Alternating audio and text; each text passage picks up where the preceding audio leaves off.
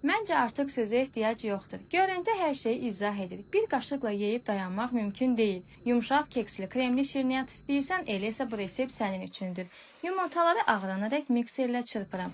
Şəkər, tozu, süd, duru yağı sırayla əlavə edib qarışdırmağa davam edirəm. Keksi daha da dadlı etmək üçün ilğim məhsullarından istifadə edirəm.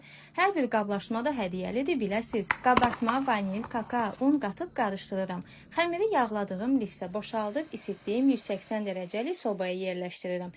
Bişənə qədər kremi hazırlayıram. Şanti tozuna soyuq süd əlavə edib əvvəl yavaş, sonra yüksək sürətlə 3-4 dəqiqə qarışdırıram. Krem formasını çox gözəl saxlayır.